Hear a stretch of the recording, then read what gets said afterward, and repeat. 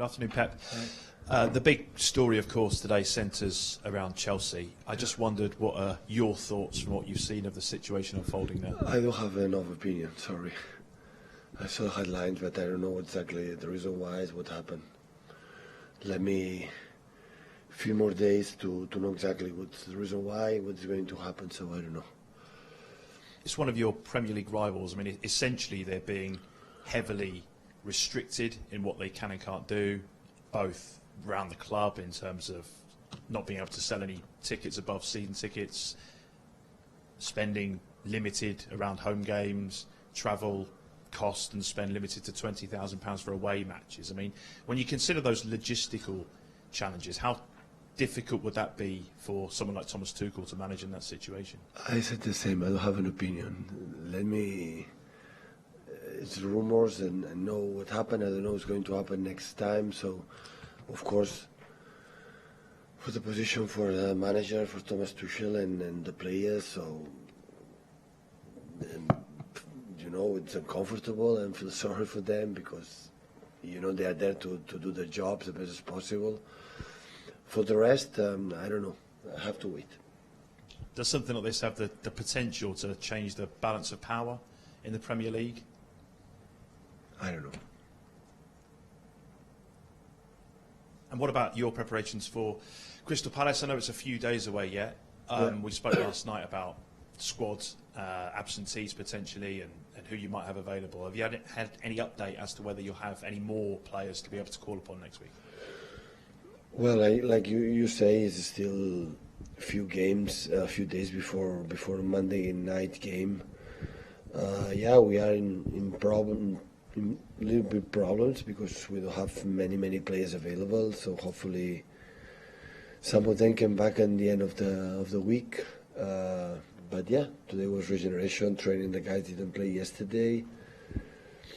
Celebrate the qualification for the quarterfinals. And tomorrow rest and prepare today's the important game in London, like last year's, especially at home. But seeing the run that the Crystal Palace have right now, just one loss in the last 8 games in all competitions, and the physicality they have, the well organization they have, the quality up front, especially with Saha, and when they defend it, it's so difficult to break down. Good counter-attack. So Selhurst Park is always a difficult place to go, and it's a final for us, so we know it, and hopefully we can prepare Saturday and Sunday well to arrive on Monday in a good shape to face the opponent. Hi, Pep. The Premier League is a global league, and obviously the owners come from a lot of different places. You've had a situation where you've been asked to answer questions that are not to do with football. Thomas Tuchel will have it now. Eddie Howe's had it. A manager is going to have to be sure that they're going to work for people that they want to work for, because you end up talking about subjects that are far removed from football. Yeah, when it was the COVID, we should talk about the doctors and medicine, and the vaccines. So, we are the face of the club because we are here every 3 days. So you ask freely whatever you want, but you have to understand there are subjects that we don't know, and we don't have a 1 hour lesson to speak or talk what you are asking for. So I can talk about my club. Always I feel comfortable talking about my club. For me, it's difficult about last week talking about the situation for Man United. So I don't know. I'm not there. Now the situation from Chelsea is the same. So I'm empathic enough to put in the position for the manager from Chelsea and the players, and it must be an uncomfortable situation. But it was this morning headlines, and I don't know what's going to happen. So I prefer when I don't have a knowledge opinion about any subject, wait, and this is, I think, what I have to do, because I don't want to say something was uncomfortable for Chelsea, for our club, or whatever. I understand what you're saying. I appreciate the sentiment. It was more if you, even about your own club, and I'm not talking about Manchester City, I'm talking in general, if there's something that you might have to talk about that is not to do with football, have managers almost got to do due diligence over the clubs that they are joining so they feel comfortable talking about whatever they might get asked about? You're right. Yeah. Looks like we are speaking here, you have to know absolutely for everything. So we are human beings, and you talk about what happened in Ukraine, have an opinion but in this position, why the reason why is right now banned. So I don't know the reason why. Is for something wrong in the club, or for the war in Ukraine, Russia. So I don't know. That's why I want to wait. Maybe next press conference I will have more clear opinion. I would like to speak with my CEO, see exactly what is the reason why, what happened, and after I can talk more comfortable.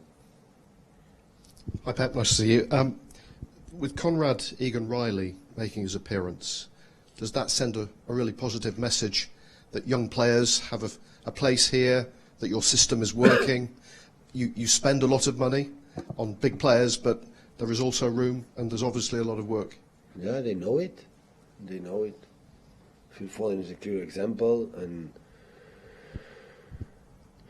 Cole Palmer unfortunately is injured, but he was already really involved with us, and there are other players that are coming up. Yeah, they have to work hard. Nothing is coming for granted. So if you want to do something, they have to earn it. I'm not going to give presents, so they have to deserve it. What happened with CJ was an exceptional situation because we have a lot of problems in the back four with suspended and injuries and illness. And he took the opportunity. He didn't do a mistake. And as a defender, he's a huge value. He's not the faster one, he's not the tallest one, he's not, but at the same time, he doesn't do mistakes. He was not dribble, he anticipated the situation before it happened. And with the ball, is always correct. And he judged it perfectly, helped us in this side, nothing wrong happened. And and the academy, that's why you are there. So to grow up, for the managers are there, and when we need him and we have an opportunity, and he earned this opportunity, will be given. I hesitate to use the T word, but treble. The fans can dream. It's at the moment perhaps good that they've got a distraction, a welcome distraction to talk about. Are you talking about that treble, the continental treble? It's still very much on for you. Continental treble? Sorry? It would be an amazing achievement. Is that something to inspire you, to motivate you? No, don't motivate me. Absolutely zero, but lower than zero. This is fairy tales. This is the reality is tougher than you suggest these kind of things, and you should understand that all the sports and the sport in the high level is so competitive, it's so difficult, and what you have to do is try to win a Crystal Palace that they beat us in the first leg, and after we'll see. What I'm happy is that we are in quarterfinals, the best 8 teams in Europe, and it will be so tough the opponent we are going to face, and I guess for the opponent it will be tough to face us. And step by step, now recover and increase our level, improve our level, what we have to do, and at the end we will see. Thank you. Hi Pep.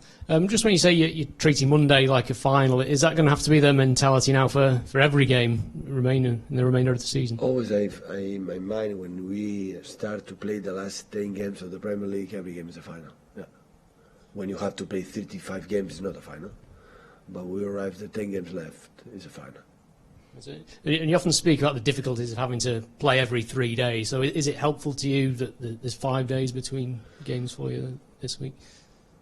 But you are old enough to understand that this club in the last 5-6 years play every 3 days during 11 months. So it's not absolutely a problem. We'll go to Mike Miney on the screen, please, before we start. Hi, Pep. Hey. Hope you can hear me okay. Just going back to the youngsters, some of didn't feature last night. When they watch, for example, Scott Carson come on instead of them, a more experienced player, do you see that as motivation for them to learn perhaps from the disappointment and work harder so they get their chance next time? Listen, one of the best advices I could give to young players: stay around to Scott Carson as much as possible in the locker room, on the pitch. It would be better than be with me.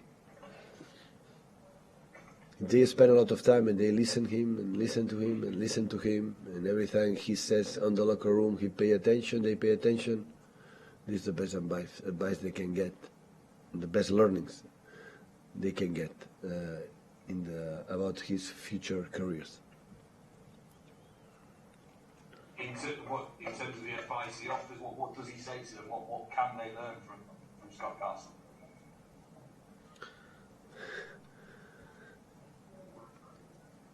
Listen, you have to be there to know him, who is him, and after that, I'm not going to tell you that advice. Every situation is different, but he's experienced enough.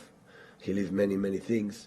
It's the end of his careers. Every second he training, every minute he gets on the pitch and off the pitch in the locker room is like, wow, give value, you know, and just be with them.